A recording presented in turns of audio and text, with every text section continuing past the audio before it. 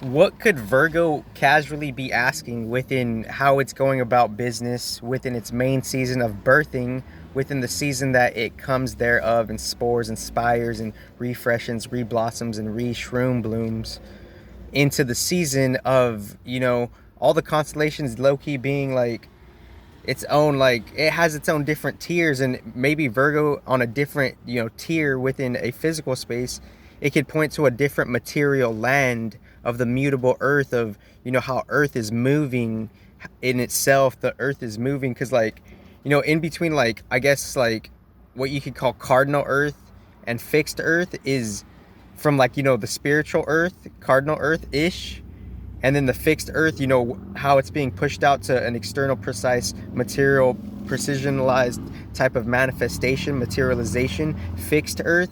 And then in between that spiritual and that, material earth is the mutable signs. So Virgo is like that, kind of like, it's kind of like the messenger, the transitor, the delivery, the special delivery. And within the delivery is like, is customer service insured? Is customer service guaranteed? Could we help you with this claim?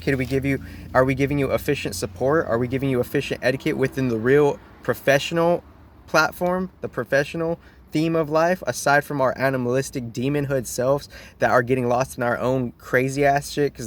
That's how much we've been participating energetically, principally, and mathematically with detrimental energy, demon world type of stuff, a particular context of demon, which is a collective detriment of energies on a different surface level agency that's doesn't necessarily have to do with infinity.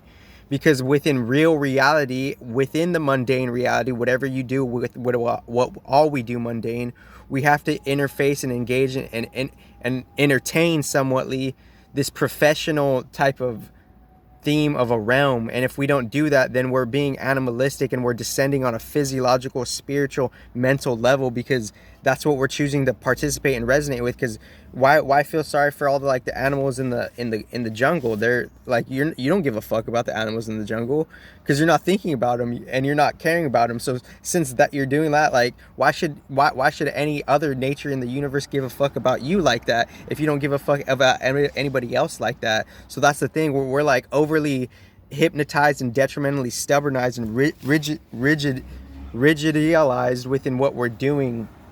But on a natural level, we do have levels of fixation. But the Virgo is asking, like, am I getting what I'm paying for? Like, is it a fair deal? Do I even want this? Oh, this, I'm going to tell how it is within my moving life of just me knowing that I'm, like, by myself, paradoxically, with everything else in this collective of this Virgo constellation on a galactic material standpoint, how it's just serving this hive. It's serving, Virgo is kind of like a hive mind too.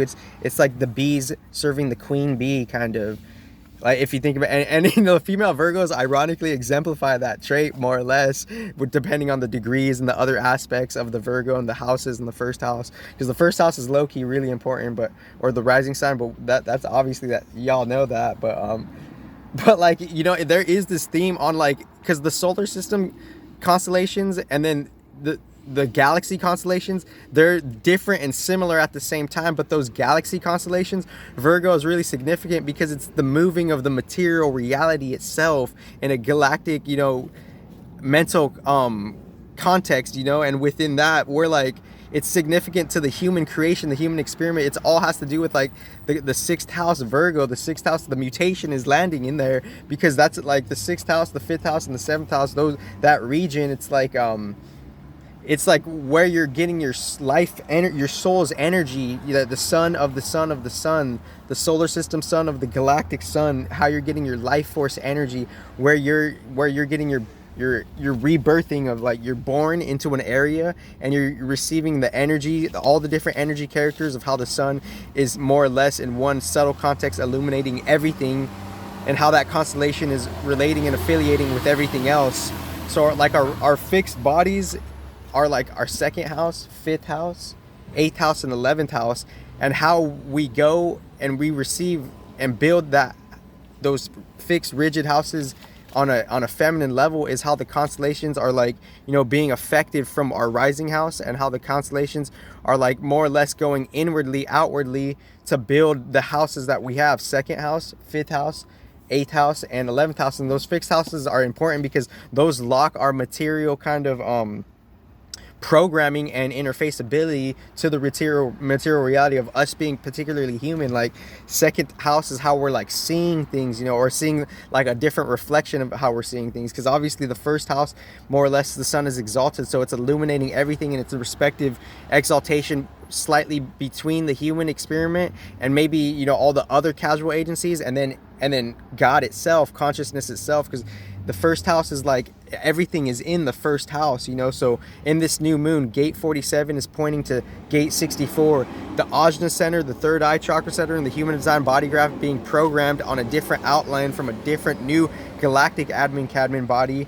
It's reflecting that world. We're all reflecting that world in our new template, and we're pointing to, and the new moon in a different programming, it's point on a different solar system admin cadmin body, because we're the human design body graph is a new reflection to the new solar system admin cadmin body. And I bet your human design teacher did not tell you that, because this is soul info, this is soul intelligence, but that's a different thing.